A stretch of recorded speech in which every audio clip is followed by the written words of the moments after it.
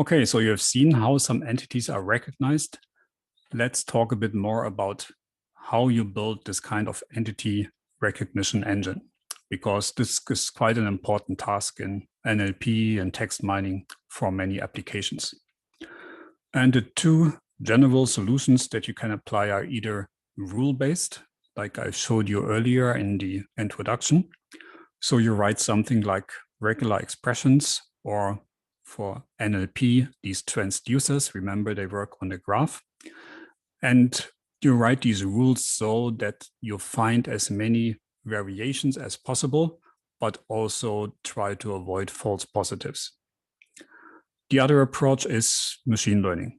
You use some kind of supervised learning approach where you have a corpus. Every time there is an entity of a certain type, you have to manually tag it. This is your training data. Then you can train the model and run it on new documents. So what's the advantage and disadvantage for each approach? Well, as you can guess, machine learning in general is better, but it doesn't mean you should ignore rule-based systems right away. Why? Well, first, rules you can write quickly. You can make up a few regular expressions, whereas it's a lot of work to create enough training data that you can build a model from it. Depending on the machine learning algorithm, you need hundreds, thousands, or even more manually annotated samples, and that's a lot of work. So rules are something that can be developed very quickly. You'll see in a minute for the next exercise how easy it is. And this is very helpful when you want to make something like a proof of concept. If you want to make a quick demo for a system that you do for a business setting for a client, and also as kind of a bootstrapping step for a machine learning corpus. For some entities, it's actually easy to write these patterns and get very high accuracy. So you can use this to pre-annotate a corpus that you then manually refine for machine learning. The downside with rules is that they are brittle, meaning they work for exactly what you specified in the rule, but if there is a slight variation, they fail. So they have no built-in way of generalizing. This is the main advantage of machine learning solutions.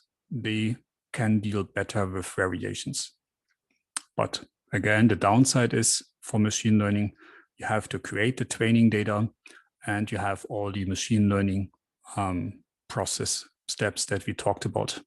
Now you have to extract the right features for machine learning, features like part of speech tags or dependency relations. You have to train it, you have to evaluate it, you have to monitor it in production and so on. So in rule-based systems for NLP, what we use are the so-called finite state transducers, which sounds really cool when you explain it to someone. I just developed a finite state transducer. Basically, this is regular expressions, but running over a graph. And it's a graph because we have this document structure, and on the document, we have all of these annotations. We have the tokens. On top of the tokens, we have the part of speech tags. On top of those, we have the dependency relations. So this forms a graph and not just the linear stream like we have for regular expressions. So you can try this out online. There is a nice validation tool for these rules. So the goal is to write a rule to find some entities. So you have some text, you have the model that gives you the annotations that you use in your rule. And then you can write rules, for example, using the part of speech tag, the lemma, the actual string, the tokens, and so on. And then you can run these rules and see what you match on the text. So try this out with the next worksheet task, and I'll see you back for the last part of the lecture.